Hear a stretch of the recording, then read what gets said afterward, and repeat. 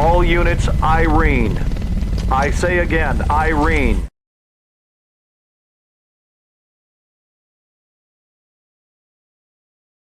Finding sports and recreational activities that are both fun and accommodating for individuals with disabilities can be a challenge. It is important to have an environment in which they can experience success, make friends, and where the sport or recreational activity is modified to fit the individual's unique abilities.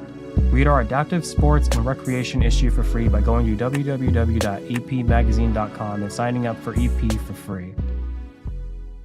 The first generation of Fight Camp revolutionized the at-home boxing game by allowing you to track your punches and your output in real time and see your long-term progress. And after years of learning, research, and feedback, we went back to the drawing board to bring you, drum roll please, the new Fight Camp Experience console. With this upgraded experience, you can now access the next level of Fight Camp. Starting with partner workouts. No need for just one person. You can now have another person work out with you. And our console does hold up to 4 trackers. An updated round-by-round scoring and punch goals, plus celebrations of new achievements to keep you motivated. A new look and feel on your live screen. You also will have simplified streaming, an easy step-by-step setup for a seamless experience. The console itself is also a charging dock, so you never have to worry about losing your trackers or them dying. As soon as you're done, stick them on it and you're good to go. Connect directly through an Ethernet cable if needed. And it's optimized for multiple accounts. In summary, if you like the first generation of Fight Camp, then you are going to love the new Fight Camp experience. So if you want more information, make sure you go to joinfightcamp.com to upgrade your experience today. This is Fight Camp, an interactive training camp from the comfort of your own home. Tutorials and guided paths walk you step by step through the basics and sharpen your technique over time. Punch tracking technology and leaderboards provide you built-in motivation to help you hit your goals. Learn more at fightcamp.com. The brain to perfect the body. Am I under arrest? You've assaulted an innocent man in front of his wife and baby girl. Do you remember any of that? Does the defendant have any priors? Resisting arrest, DUI, assault. Hey! My client has been awarded a Purple Heart and a Bronze Star Medal for his combat service. I'm ordering you to undergo a 60-day outpatient rehabilitation program. Good luck. Nah, I'm not doing that. Do you know what the VA's put me through? If you have a brain in your head, you're going to listen to me right now. Because the next time you try to provoke a lethal response from law enforcement, you might not have an angel sitting on your shoulder. The courts think that you're gonna fix me. I hate to disappoint you, but I can't fix you. That's your job, not mine. Did you know that your father got out? He's a dangerous man, Calvin. Be careful. We came back and they spat on us at the airport. No homecoming parade, no celebrations. You can't pretend like you have any idea what it's like to be in combat. No, but what I do know is this field of work that I've dedicated my life to has helped a lot of people. When you got back, something was different. It wasn't that you'd changed. You'd been replaced. You lose your morality when you go to war. And the hard part is coming back to a civilian society that doesn't have any idea what's going on in your head. It's hard to believe my enemy is the man I used to be. I bet you wonder, where's my tribe? And I ain't talking about no friendship neither. I'm talking about brotherhood. What is it that you truly want, Calvin? I just want to wake up in the morning and feel something. My pain is relative, son. Sometimes we gotta fall apart to find ourselves all over again.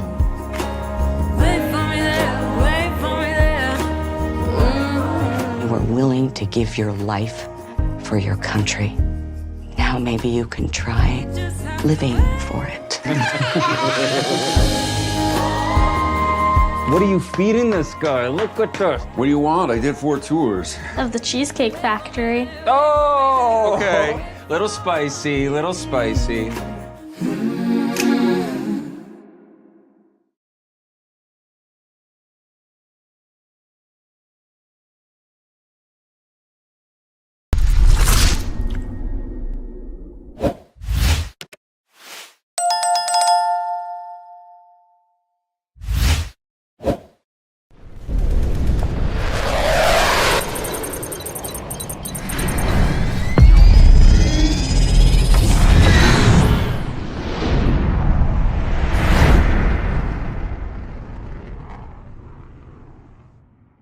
The movie, music, news, television promos, trailers, and videos used by Oscar Mike Radio are protected by the Fair Use Act.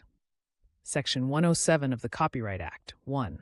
The purpose and character of the use, including whether such use is of commercial nature or is for non-profit educational purposes. 2. The nature of the copyrighted work. 3. The amount and substantiality of the portion used in relation to the copyrighted work as a whole. 4. The effect of the use upon the potential market for or value of the copyrighted work. What does a life after service look like? Kicking back? Taking it easy? We believe it looks a little different. It looks like leading for all veterans, helping shape policies to make certain they get the benefits they've earned, and ensuring every veteran's voice is heard. It looks like advancing to meet today's veterans where they are, lifting them up, and strengthening the bond that unites us. It looks like rolling up our sleeves, serving those in need, and cleaning up our communities to make them better for everyone. Because a veteran's mission never truly ends, and neither does ours. The VFW, still leading, still advancing, still serving. Get involved at stillserving.org.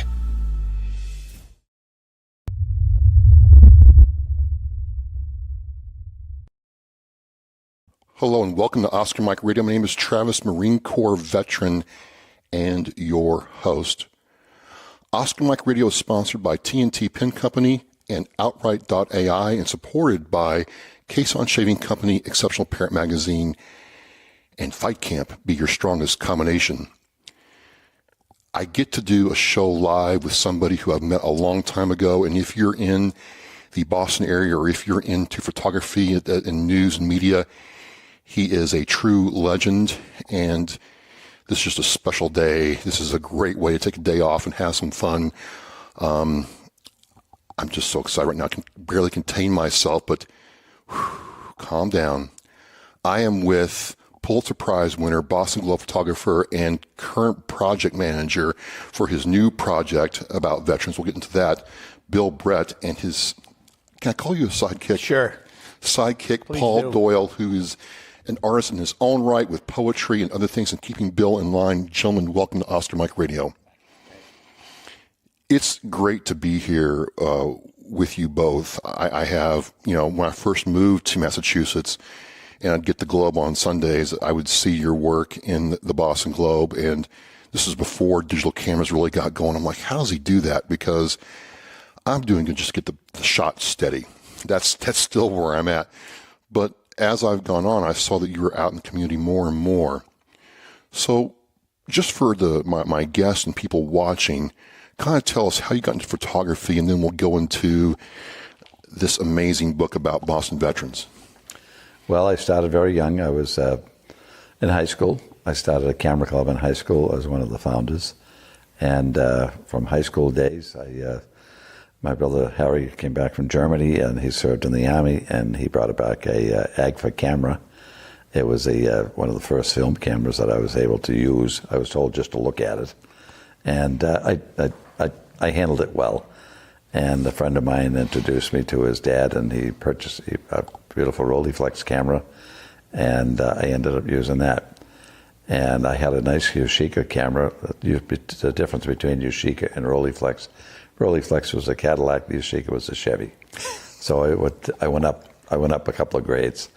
And to get out of high school, I was very fortunate to get on as a part-time photographer at the Boston Globe. And by the time I was 20, I had a full-time job, and I was the youngest. I was like a kid there because most of the men, it was all men at the time, all served in Korea. A lot of them were Korean. Some were World War II guys. And I was just that kid that used to get coffee for them, and I was the apprentice. And from there, everything just mushroomed for me over the years. I was very fortunate to cover I was 18 years old. I covered JFK's funeral in Washington, D.C. And I never left Dorchester where I grew up. I mean, it was an amazing story. And as I went through life, I had a front row seat of history. I covered some major events, snowstorms, World Series, you name it, inaugurations. The Pope inaugurated when the Cardinal Law got his red hat in Rome. I was there for that. It was just, I was there for a lot of beautiful events, and I was very lucky because every day was a gift. It was a front row seat of history. And as I tell my children, if you find what you love, you don't go to work. And that's how it was with me. And every day was a blessing. So you loved it from day one?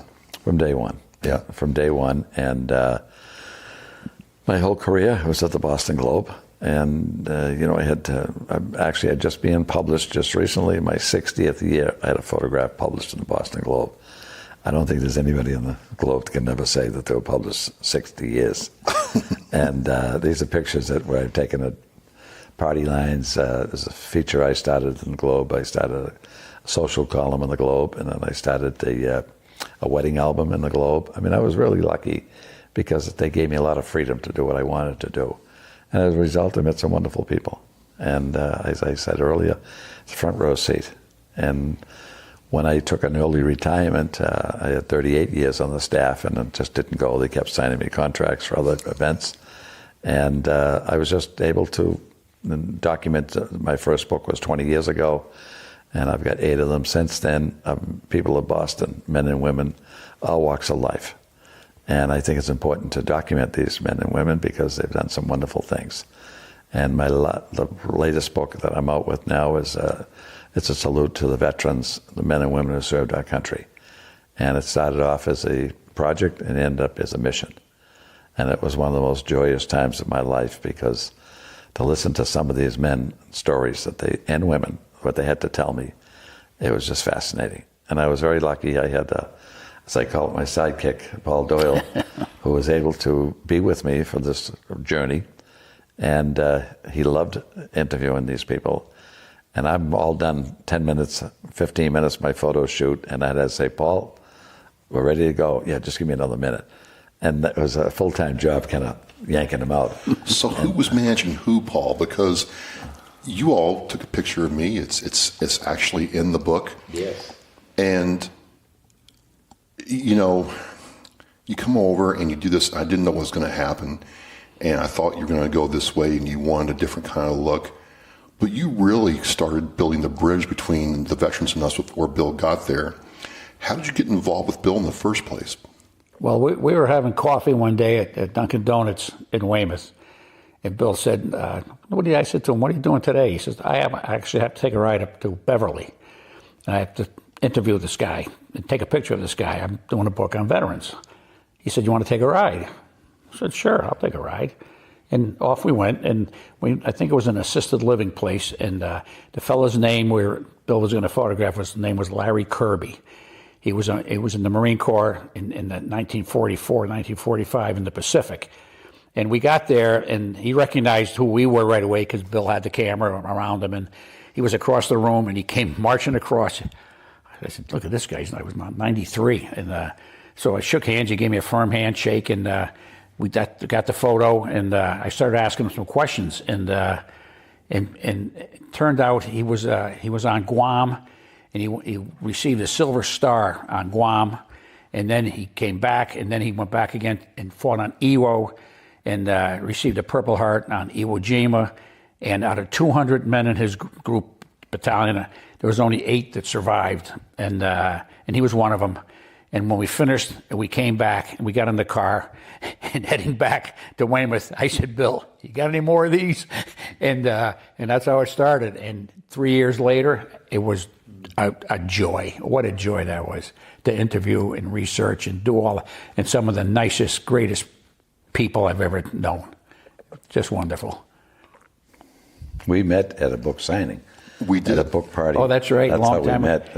I was with the Irish Cultural Center in Canton, and I did all the author readings and signings for a number of years. And I got Bill down several times, and there was earlier books. And we hit it off. We got friendly, and that was 25 years ago or so, close to it. And we had. So this is not a small book. No, it's the biggest book I've ever done. Like this has heft to it. Like, yeah, you know, it weighs 4 pounds. 4 pounds. Well, being the Marine that I am, I'm like, you know, I could put this on my coffee table. Yeah. And if an intruder came in, yeah, I could be used as a weapon. Sure. Yeah. But I'm looking at this book, and there's some people here I recognize, and what was it like going through making your list and then bringing their story to life through film? Well, it started off slow, and then the word got out to a lot of people through Facebook and Instagram that I was looking for veterans in the Boston area, south, north, west, that served our country. We didn't put specifics, you know, where do they serve? It was just if they'd like to participate into this book. And it just kept growing. It just kept growing. Somebody would tell me about him, her, and then I go visit the one.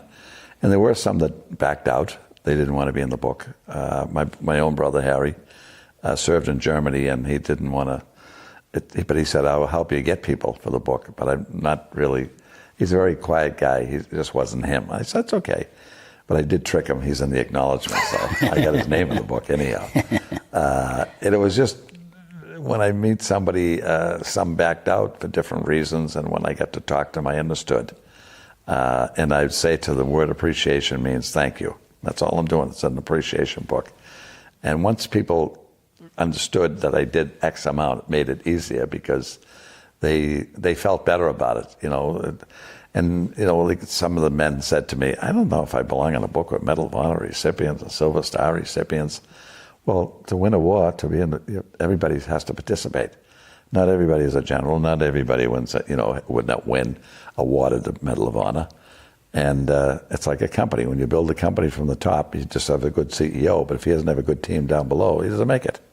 And the military is the same way. You know, we're all looking at it after each other because we want to make this successful.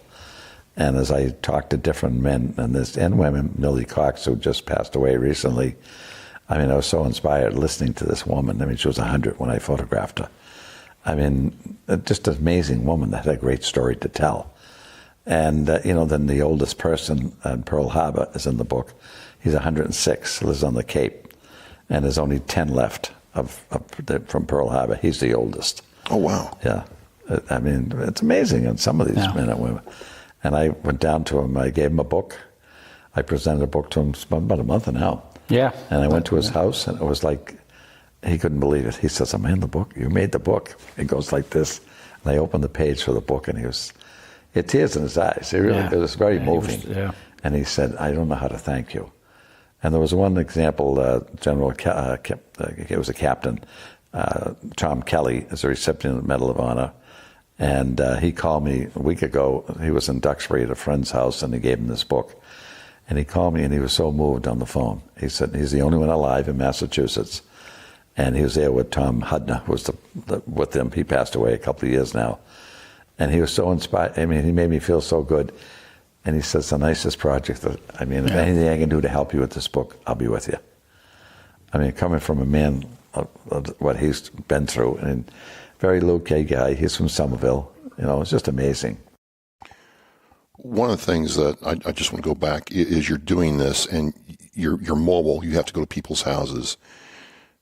Photographers are going to want to know, like, what kit do you use and how do you haul your equipment to get the shot that you want? Are you still refining your craft, or do you have it down? When I go into a house, I have to look around. I want to see where the light is coming from, what's in the background. I study where I am. It's come in to look it over, and once I feel like there's the picture. And Paul was with me many times with a reflector. With the reflector. Yeah, reflector was always good because it helped the window, the light, give me more light into the subject. And I wanted moody pictures. I wanted something that these people are going to remember. And I'm pretty quick at it because I can size it up fast what I want to do. We took a photo. Bill took the photo of Paul McLaughlin. He was a retired Boston Police Department bomb squad detective. And we went out there, and he's retired, but they drove out the bomb squad truck, and there were two young cops there on the bomb squad. And I had this reflector in my hand, and Bill kept saying, you got to catch the light. You got to catch the light. And I said, Bill, I'm trying. And this is when I first started with him. I'm trying. And one of the young cops said, maybe if you turned it around to the reflecting side, it might work get better. the light. and I said, I was just testing you guys. Yeah, just testing how observant you were. Yeah, how they were observant. observant. Yeah, that was fun. Yeah. He was a Marine. Yeah, he was a Marine. And he was a detonator in Vietnam. Bango. His name was Bango Paul McLaughlin, great guy. And now he continued his whole career in the Boston Police and the bomb squad. Did you Is there anything else he did? Yeah. Oh, yeah. It was an interesting group of men and women. When I came to their homes, some of them had a lot of people in there. One in Hull.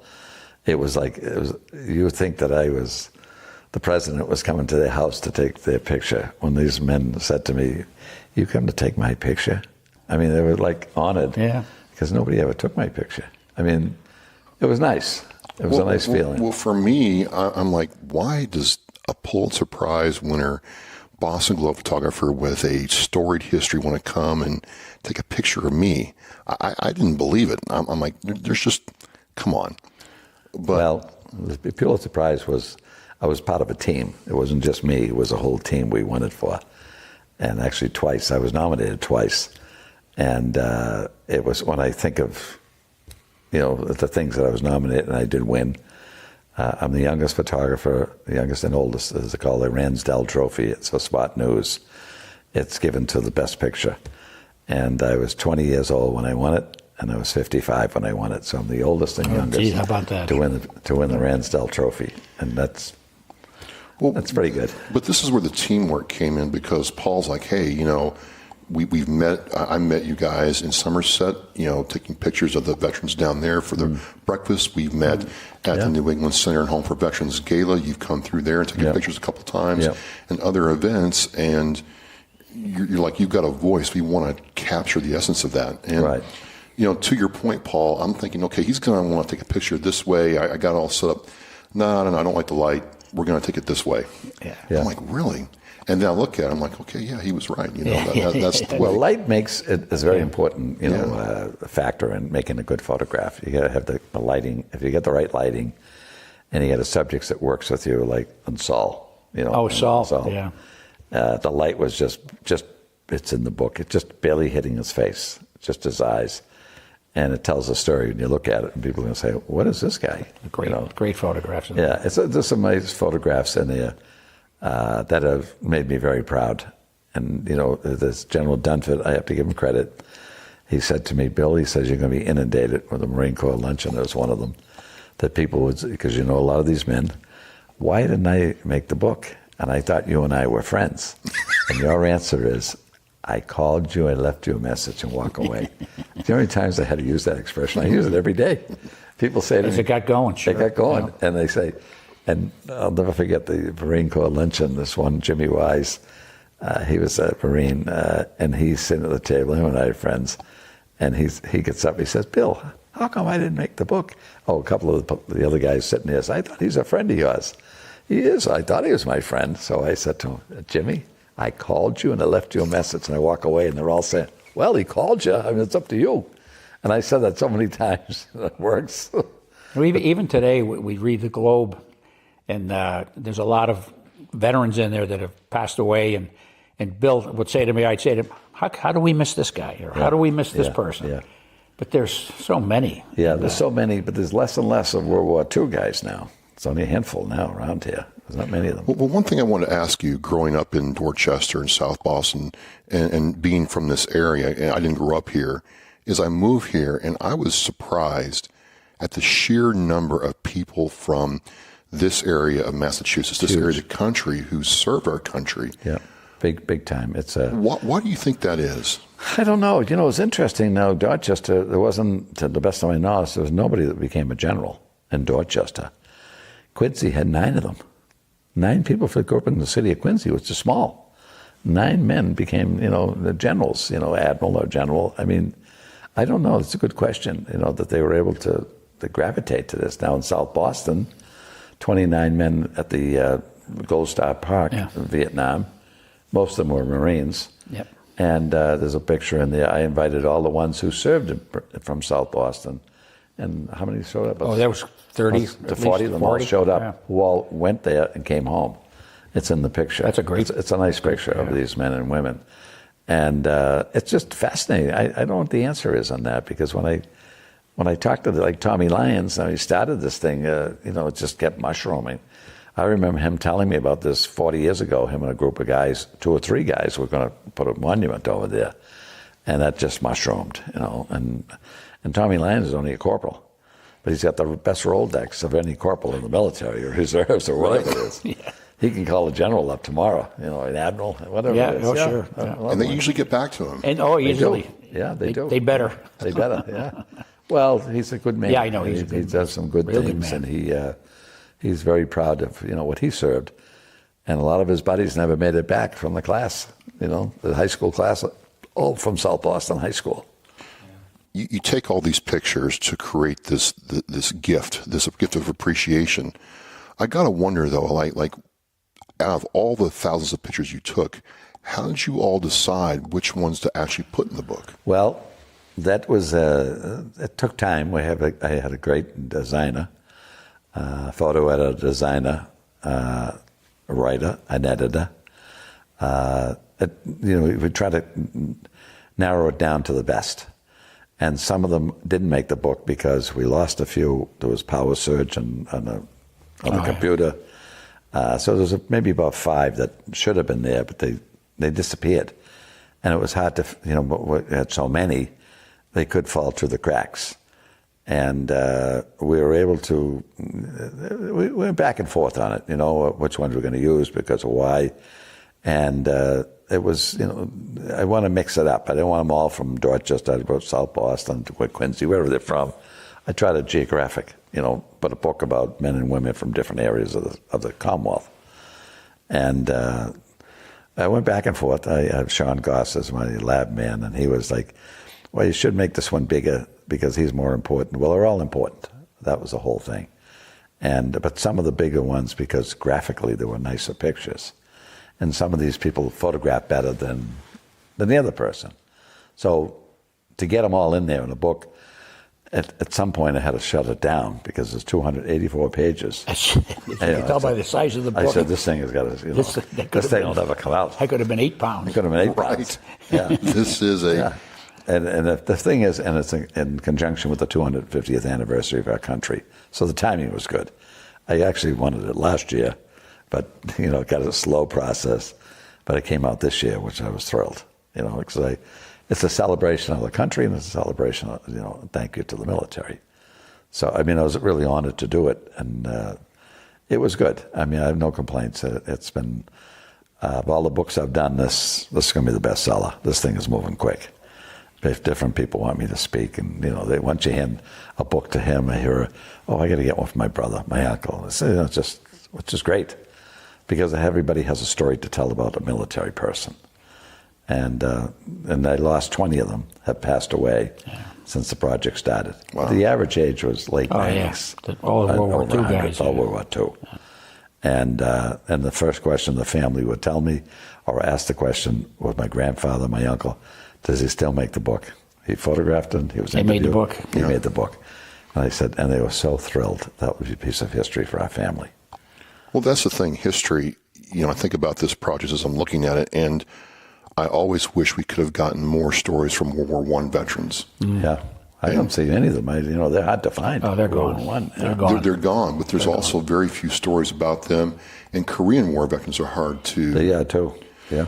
And so I try to tell veterans I talk to that, hey, to your point, you all matter. Your story is extremely valuable. Yep. So how did you sometimes bridge that gap? Because some of us don't want to talk about it at all.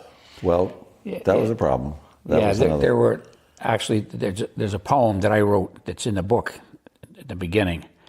And it says, and part of it, one of the lines reads, a lot of them came back and were ready to talk about it, and then there were others, it was very rare. And I was fortunate enough to get some stories from a lot of these But the families didn't know. The families didn't know. They opened up to and them. some of these would tell me, because I was truly interested. And but there were others who just went about. They went out, they did their job, they came back. They didn't look upon themselves as anybody special or extraordinary. Came back, raised their kids, grandkids, and moved on with their life. Yeah. And And when I think about some of these stories they tell me, and I say to myself, how do you do that? Yeah. But they did. The greatest generation. It really was the greatest generation. They were able to do that. In all the wars, including Vietnam and Korea yeah. and even the Middle East, you know. Yeah, a lot of the Middle East, they went through, and they all went through something. Yeah. And as when I talk to these men and women, I go, it's amazing how they're functioning. They function. They had families, as you said, and they had, some of them had great careers. But when we started to talk to some of them, no, I don't want to talk about it. I don't want to talk about it. And then all of a sudden they start talking. Yeah. And the families would be in the other room, and they're all looking through the door. The grandfather, what is he saying? Yeah, And they'd say to me, I didn't know anything about that. Have you gotten any feedback from, say, so you have a grandfather who's telling the story, that child and their grandkids, hey, Bill, Paul, I got the book and I read the story and I didn't know that about my grandparent. Yeah, I've had that. You've had that? To me. Yeah, I've had a few of them would say that to me. And they were so proud that their grandparents are going to be in the book. And now we can have it for our generation, for my children, so I can have it show what their grandfather went through. And it was just an interesting time with some of them because they, some of them just didn't want to talk. And we were able to, Paul, the way he handled them so well that they wanted to tell their story. And nobody asked them about it. Yeah. So we were there to ask them and photograph them. Yeah. Now, now, ladies and gentlemen, Paul is a very talented poet. Had a chance to read some of his poetry. Where did that part of you come from? That's funny. I don't know. I have no idea. I just I started writing some things a few years back, and as I said recently to you before we came on air, that I've been stumbling a little writer's block lately, but I don't know. And a lot of them were well received, and some weren't. But I don't know. I just thought I liked doing it, and I never wrote anything before. And I wrote when I was writing the captions, with Bill's book, and I said I kind of liked doing that, and I said maybe I could put a few things together, and I wrote that poem on Veterans Appreciation, and that came out okay, and I started writing. I did a couple of I did a World War II poem, and a World War I poem, and veterans come home, veterans, and then a lot of other humorous stuff. I try to write a lot of humorous stuff. They started off with 4 pages, end up at 60. You have to do that. No? Yeah. And, as I said, General Dunford was kind enough to do a beautiful forward. Admiral Hall, are you familiar with Admiral Hall? No. He's from New York. He has a podcast. He was decorated. He was in charge. I think he was the commander of the USS Eisenhower for a while. And he had some big commands.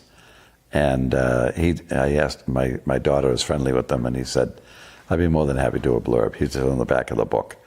And I told him that, General Dunford, he said, you don't need me. He's an interesting man. He's got a podcast. He's got over 1 million people followers. Nice. Yeah. I mean, he's been doing this for a while. It's all over the country. General Dunford wrote a beautiful forward. He did a beautiful forward. Really did. And the dedication is to my late wife, who passed away, that my granddaughter, who's 22 now, when her parents got divorced, she lived with us for a number of years, back and forth. And she did this dedication to my wife because she felt that my wife was more than a grandmother. She was like a mother to her. I mean, they were very close. And she passed away, I say, recently, and my wife got to see the dedication. It was just beautiful. And all the kids were in the room, and she's reading the dedication. And I said to my wife, this book got delayed because Morgan, her name was Morgan Hurley, wanted to do 2 more pages about you. And my wife's laying there. Yeah. Oh, that's plenty, So let's just say I'm in a bookstore or at a book sign, I see this book, Boston Veterans Appreciation, and I didn't serve, and I have no family connection at all. But I pick it up and I start going through it. What do you want that person to see or feel as they're looking at your work? I think that person will be surprised at what information is in there about, even though they don't have any family in the military, I think they'll get a good feel for it and say, wow, these men and women went through, we have to thank them. I mean, I think I talked to several people who have no family in the military, and they have the book, and they said it was just so inspiring to read about these men and women, and thanking them, because they made it possible so we can walk around in freedom. And sometimes we take it very lightly that, that's like nothing. But it is important, and it's important to know your history. In the schools, I've been invited to a couple of high school classes after the Labor Day. They have classes, I was surprised, and it's called Veterans Appreciation Classes, to talk about the veterans.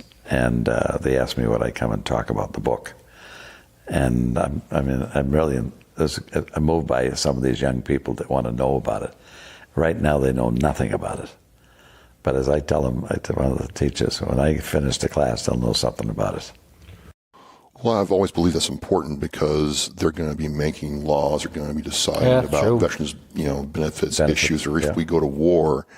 And I find that they're hungry for it almost. Yep. Well, I asked General Dunford the question. I said, if something, a war, a conflict has hit us tomorrow, will the young people be ready, like the people of World War II or Korea? He said they'd be ready. First thing you do is throw the phone away. They'll be ready. He said, they'll be ready. And he should know. Yeah. I mean, he's been there for a number of conflicts. And it's... Now, remind me, General Dunford's from this area, correct? He grew up in Quincy. Oh, wow. Yeah, he's a Quincy guy. He went to BC High. He's a local kid. He lives in Marshfield now. And his father was in Korea, and his brother Michael was in, not Vietnam, I think he's not that old. Mike, nice, full colonel. Yeah, Afghanistan. Middle East. Yeah. That's a military family. And one quick story, I knew the father. He was a superintendent of Boston Police for years. He's a Joe also. And I was at his house in Marshfield, and I said to the general, I have a nice picture of, you, and I have a nice picture of the dad. Father, yeah. And he says to me, do you know what it'd be like to have World War III around here? And I don't know, where was he going with this? I don't quite understand what the question is. He said, if those two pictures get in the book, without my brother Michael, there'd be World War III. Well, I didn't know Michael. I never met him until that time. And Michael appeared in the book. His picture of Dad, Michael, and Joe. Yeah, that's a nice picture. I said, I'm not here to cause World War III. But the way he said it to me, World War III, what is the man talking about? Do you know what it'd be like? Well, I can understand that.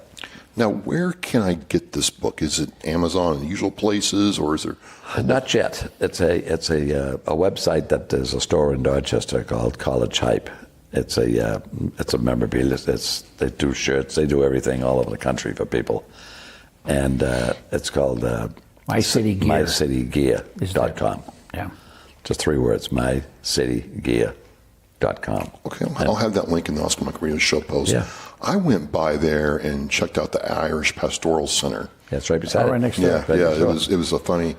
The ladies put me in the right spot. Yeah. Oh yeah, she's right next door. She said, Mary Swanton. Yeah, Mary Swanton. Yeah, go next door. He has sold a lot of books for me, and it's amazing. Nice. Yeah, it's amazing that he's got a big following. And it's. I have to say, I'm happy. I'm surprised that the reaction has been so bigger than I expected. And I've only done I call it dripping advertising here and there, just popping. But it's carrying itself very well. So we'll be about 3,500 copies we've sold now. We're coming into that. Oh, very nice. That's a lot of copies of a book like that. For sure. The average sale on a picture book in this country is 125 sales. That's it? That's the average, yeah.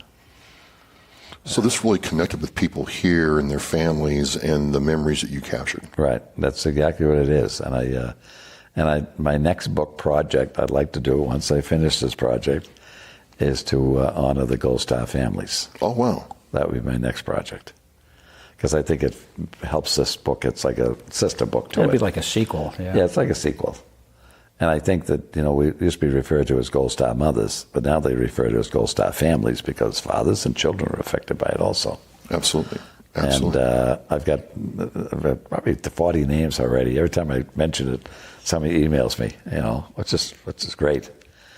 And it might be a harder project to do with pictures because if you leave some family member out because he's traveling. You have to gather them all up at the same time. Got to gather at the same time. Could be scattered about, so they could be scattered, And, the mothers, I met some of the mothers at this book signing, so I'm doing at different events. And right away, when I tell them I'm doing that, they slide up to me and say, here's my number, give me a call. Like, okay. They're referring to the book, though. At the time, I think they were. Yeah. I thought it was maybe they want to meet me personally. Oh, okay. Look. I am single now. This is a family show. It's family, yeah. Well, he's your wingman, I guess. Oh, he's been the wingman. Oh, yeah. He's done a good job. We're very proud of him. Very nice. Very nice. It's been a great. It's been a great project, and as I say, it was a mission. It was. I never thought it was going to go like this. I had no idea where it was going to go. But as I could start to see it halfway through, I said, I think this is going to be okay. This is going to be... So, to go back a little bit, if you had no idea where it was going to go, if you had no outcome or end goal for the project, why did you start it then? Well, it started from a luncheon.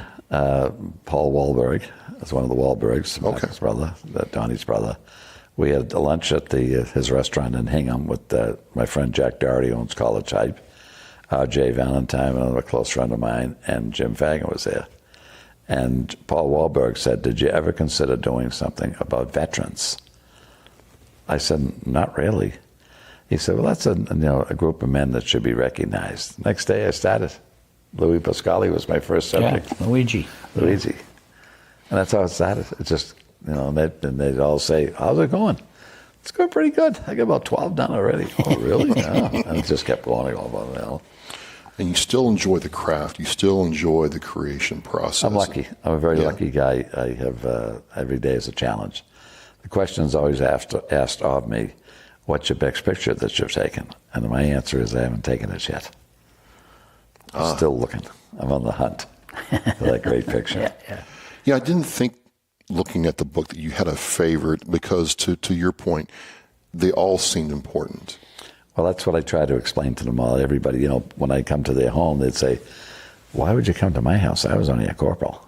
I said, well, you were very special because you were part of a team, and that team was successful. Oh, okay. Then they kind of, all right, some of them said, I'm going to be in with generals, and these big guys. I mean, it's just me. And I said, well, you're a part of it. Yeah. And that's so true. Well, how can people connect with you all if they want to learn more or have you come speak or just understand the work you all do? Well, you can get me on my email is billbrett1verizon.net. Okay. And you can get me on Facebook, Bill Brett Boston. I'm easy to find. He's easy to find. I'm easy to find. He's usually out. Just how do you keep track of him though? Because he's out everywhere. That's what my wife says. Yeah. She says, "How come you guys are about the same age, and you're like, and he's, hey, come on, let's go." I don't know how he does it, but he does it. I've always been like that. My wife would always say that he's out somewhere. I know he's out somewhere, but she says he always comes home. I'm very lucky. As my wife always said that if we ever get divorced, my wife would keep the house, which is wonderful.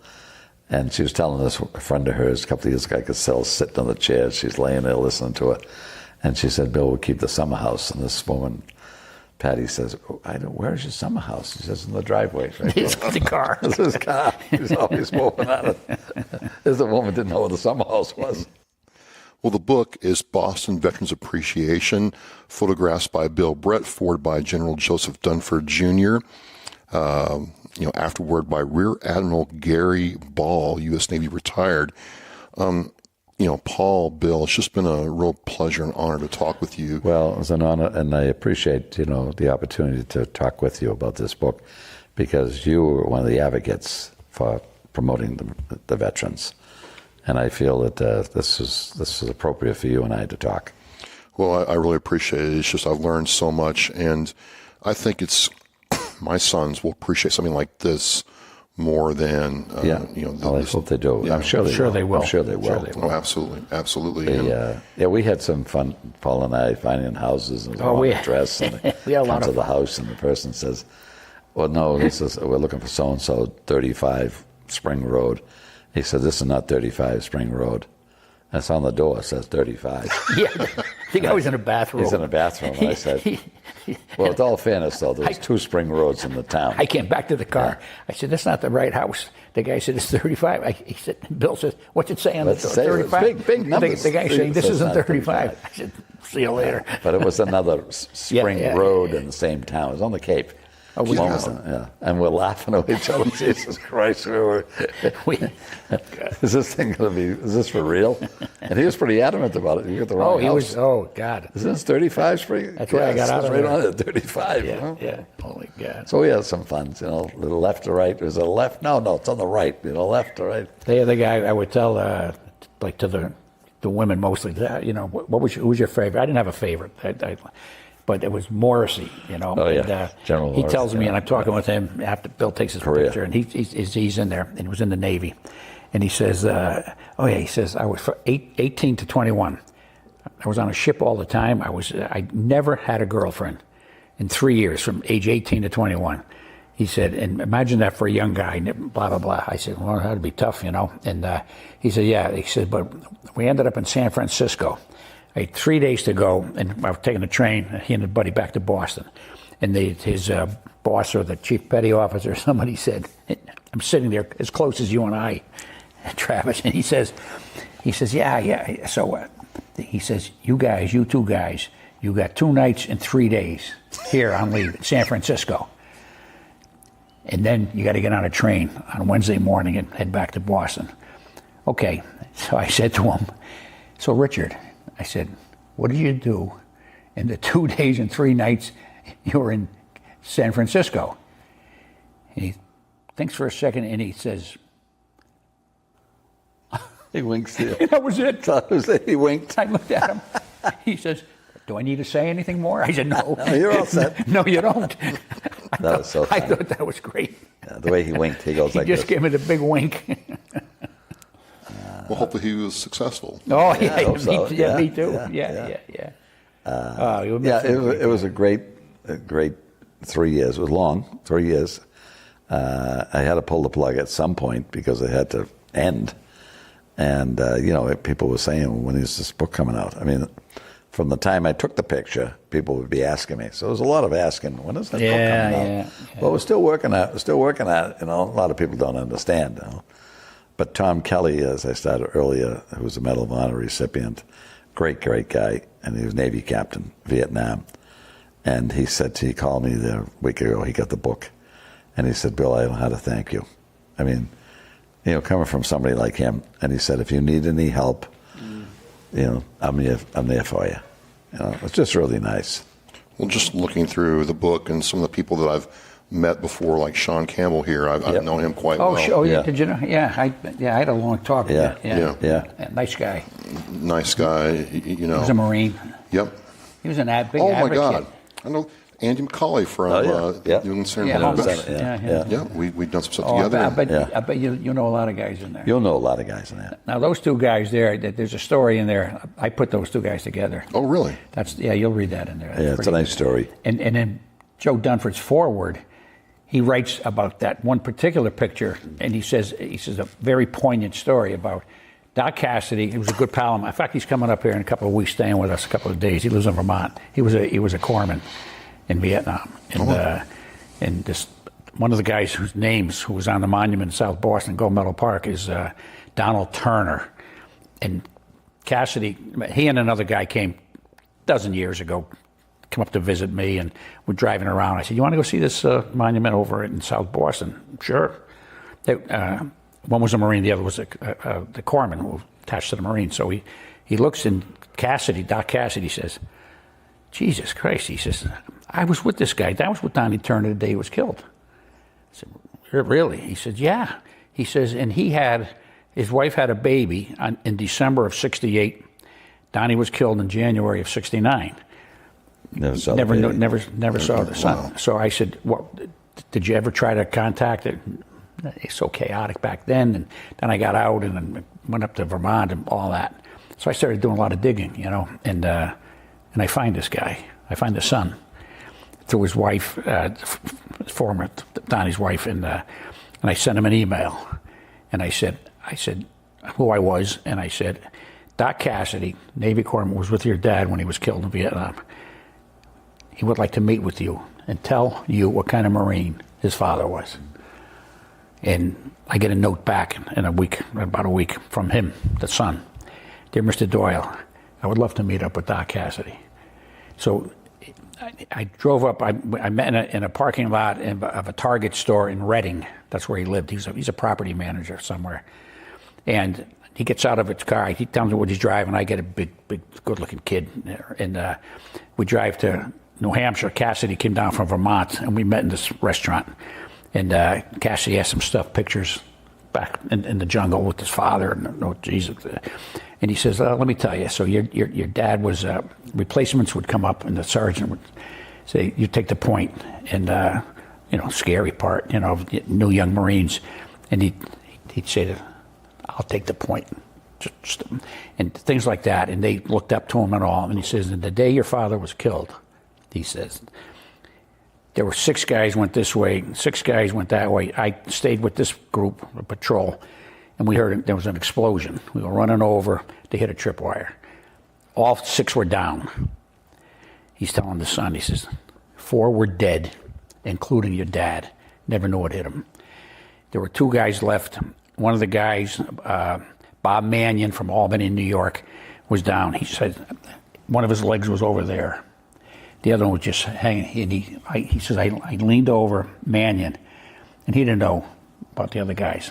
And he says, that leg's gone, Bob, but I'm going to try and save this leg. And he looked at me, and he said, forget me. Save Turner. Wow. And the son looks at him, and he says, what did he say? He said, save your father. Well, and Cassidy says, yeah, you're thinking right. If I did that, if your dad was still, and I went over, he'd have died. And the kid starts crying. Yeah. I started crying. Very emotional. Oh, yeah, geez. Very emotional. And since then, this was about 10 years ago. Yeah. I see him every year, and he goes. He brings his kids to Gold Medal Park in September for the Vietnam Veterans thing, and we go. I had dinner with him last year with his mother and all that, and we kind of formed a little relationship. Yeah, yeah, that was something. In the foreword, Dunford references that. He says, a very poignant story is. You'll see, and he writes in the foreword, Doc Cassidy, and about Turner, and writes a little bit about that, and. It was nice. It was really nice. Did a good job in that. Oh, that was that was great. Yeah. I just appreciate getting to see other veterans service realize what they've done, and then they come back and start families or get involved with the community here, and they almost serve again. Tommy Lyons is a perfect example of that. Andrew McCauley is perfect. Sean, all those individuals not only serve their country but continue to serve in some form or fashion here. And I think the thing, closing this out is, Paul and Bill, they won't be forgotten. Yeah. Because of your book, they will not be forgotten. Well, I think that's the important thing. That's the message I'm trying to bring out to these, families. Make sure you read my latest poem that's in the book there. Yeah. I'm going to read it and I'm going to voice it. I'm going to make it part of the show. You won't finish this book in one day. So it's a book that you can pick up and put down, put down, because it's a good story. Read. I mean, I know all the captions pretty much, but I reread them. I read it again. And sometimes I read some of them and I say, did I write that? Then I think, well, maybe not all of it, because we had an editor, Carol. She was great, though. She's fantastic.